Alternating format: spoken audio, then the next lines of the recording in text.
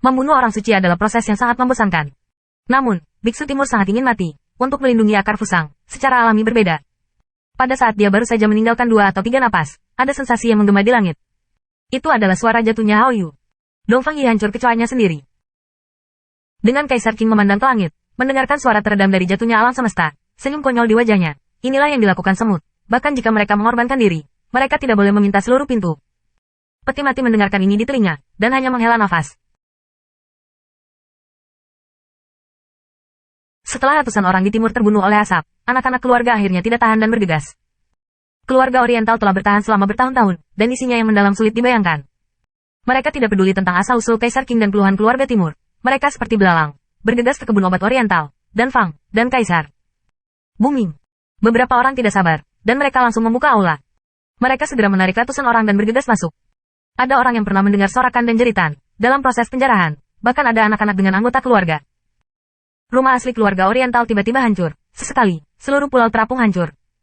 Sebenarnya, dinasti Qing awalnya menerima pulau terapung Oriental, tetapi hari ini ia ingin melampiaskan kemarahan tahun-tahun ini, dan akan memberikan manfaat kepada anak-anak. Melihat pemandangan ini, Kaisar King sangat puas dengan kepergian peti mati dan asap. Kemudian dia muncul di gereja di atas awan. Dengan Kaisar King memanggil orang-orang kudus. Percepat. Suara Kaisar King bergema di gereja. Gereja Roh Kudus adalah tempat di mana orang-orang kudus berkomunikasi. Di bawah suara Kaisar King, alis para santai yang telah menyaksikan api di pulau terapung itu tiba-tiba berkerut.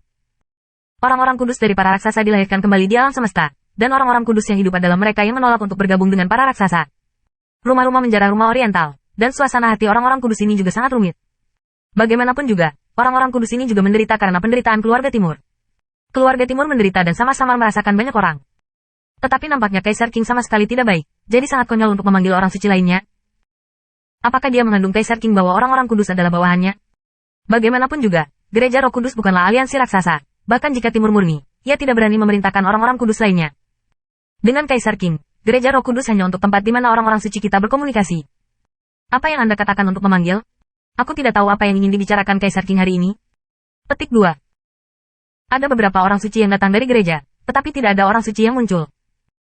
Dengan senyum dingin Kaisar King, hari ini saya memiliki dinasti King untuk membangun kembali aliansi raksasa. Jika Anda tidak ingin muncul, saya tidak menyalahkan. Tetapi pulau terapung ini, Anda mungkin harus pindah.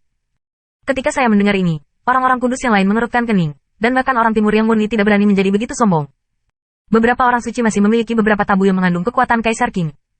Setelah raksasa memasuki iblis abisal, tidak ada berita, dan timur murni juga mati. Hanya kembalinya Kaisar King, dan ketika kembali, itu merampok pulau terapung di timur, dan keluarga timur tidak memiliki perlawanan terlalu besar. Pasti ada banyak pelukan di dinasti King.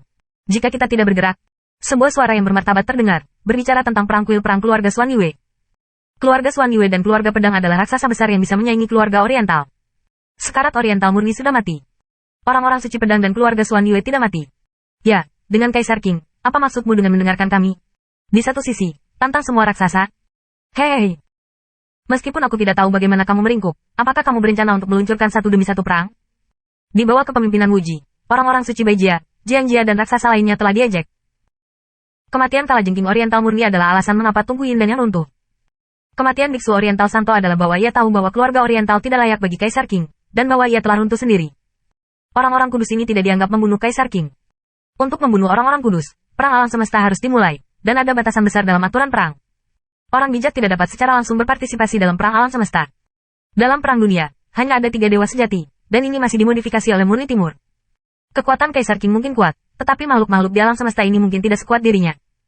Bahkan jika ia meluncurkan perang alam semesta dan membunuh seorang suci, makhluk-makhluk di jagat raya mungkin hampir tidak mengonsumsi apapun.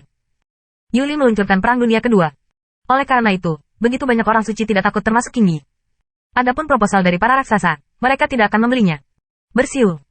Awan besar menyapu gereja dan berubah menjadi kabut tebal. Setelah orang-orang kudus diejek, mereka tidak lagi peduli pada Kaisar. Hanya meninggalkan Kaisar King berdiri di tempat yang sama, matanya terus berkedut, wajahnya mendung. Langkah pertamanya adalah mengatur waktu di laut, tetapi sekarang saya tahu bahwa saya pikir itu terlalu sederhana. Setelah terdiam beberapa saat, King Di berkata dengan geram, tidak akan lama sebelum Anda akhirnya meminta saya untuk bergabung dengan aliansi raksasa. Setelah selesai, dia meninggalkan gereja dengan peti mati dan asap. Di pusat alam semesta Dayanzi, ada pemandangan aneh. Bola cahaya merah terang memancarkan cahaya matahari, menarik perhatian banyak orang di batas atas. Semua kekuatan utama sedang menyimpulkan asal-usul bola cahaya merah ini, tetapi mereka tidak memiliki apa-apa. Beberapa Tianzun ingin tahu tentang bola cahaya ini, dan bepergian dengan daging untuk mencoba mendekati bola cahaya. Namun, Tianzun ini tidak mendekati bola cahaya, dan mereka merasakan momentum yang unik. Momentum ini sangat harmonis, tetapi sangat menarik. Tidak ada yang bisa mendekati bola cahaya merah ini. Bagian tersembunyi dari keluarga surgawi, ekor bintang melihat pemandangan ini di langit, dan wajahnya penuh kegembiraan. Apa ini pada akhirnya? Bagaimana orang dewasa berekor bintang begitu bersemangat? Tanya pria tua itu. Lelaki tua angin itu juga mencoba menyelidiki misteri bola cahaya, dan akhirnya kembali tanpa hasil. Dia hanya bisa kembali ke keluarga surgawi untuk mengundang orang dewasa berekor bintang. Saya tidak berharap ekor bintang menjadi gembira setelah melihat bola cahaya di atas langit. Tuan. Tuan dilahirkan kembali. Tuan akhirnya dilahirkan kembali. Kami berhasil. Luo Zeng dia juga berhasil. Terlalu cepat. Luo Zeng tidak pergi selama bertahun-tahun. Benar-benar terlalu cepat. Ekor bintang bersemangat bahkan berbicara sedikit tidak jelas. Orang tua angin mendengar ini dan mengambil napas dalam-dalam. Tuan Bintang Tais, bukankah itu penguasa alam semesta Dayan? Luo Zeng meninggalkan waktu dan segera, ini akan menyelamatkannya.